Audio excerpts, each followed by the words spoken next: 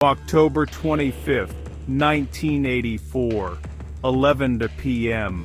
Günther Stoll, a food engineer, is sitting in total silence. He hasn't slept in days. Suddenly, he grabs a pen and scribbles 6 letters, YOGTZE. He screams, "I've got it!" crosses them out, and bolts to his car. 2 hours later, he's dead. But science says his death is a physical impossibility. This isn't just a murder, it's a glitch in the causality of the 20th century. Stoll wasn't a conspiracy theorist, he was a man of formulas.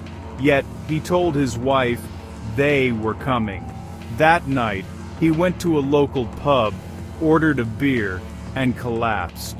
When he woke up, he didn't call a doctor. He drove to an old friend's house at 1 a.m., trembling, warning her of a terrible manifestation. She turned him away. It was the last time he was seen in a stable state. He ordered a beer. He didn't drink it. He fell off his chair, unconscious, as if his nervous system simply shut down. When he came to, he told the patrons, "It's happening tonight." At 1 a.m., he arrived at the house of an elderly woman he knew from his childhood. He knocked on the door, trembling. He told her something terrible was about to manifest. She turned him away. This was the last time Günther Stoll was seen in a stable state. At 3:00 a.m., 2 truck drivers spotted a wreck in a ditch off the A4 Autobahn. The blue Volkswagen was crushed. A man in a white jacket, injured, dazed, was seen pacing near the car. By the time the truckers stopped and walked to the wreck, the man in the white jacket had vanished into the pitch-black woods. The truckers looked inside. Günther Stoll was there. He was naked. He was barely conscious. His eyes were wide, fixed on the ceiling of the car. He told the truckers there were 4 other men in the car with him. Strangers who beat him up. He died before the ambulance reached the hospital, but the autopsy didn't just find a cause of death. It found a biological anomaly that defied the laws of the scene. The medical examiner was baffled. Günther Stoll had not been killed by the car crash. He had not been beaten to death. The forensic evidence proved that Günther had been run over by a completely different vehicle, a much larger one, at a different location. Then, his naked body was picked up, driven to this ditch, and placed inside his own car. The car was then pushed into the ditch to simulate an accident.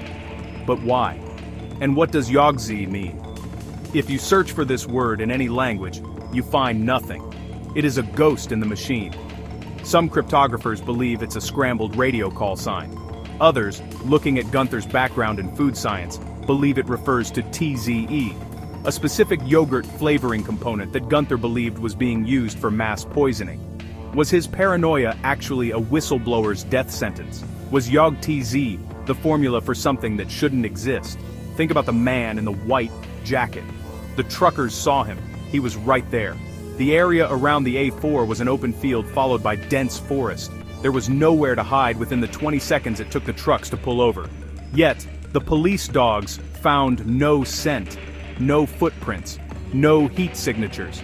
It was as if the person standing by the car simply ceased to be a physical object. There is a theory in high-level physics called a glitch in the causality. That sometimes under extreme stress or through accidental discovery, a human mind perceives a layer of reality it isn't meant to see. Günther Stoll was a food engineer who found a sequence, YOGTZE. He solved the puzzle, and the moment he did, the world around him began to deconstruct. He was stripped, moved, and discarded like a corrupted file in a system. The case remains unsolved.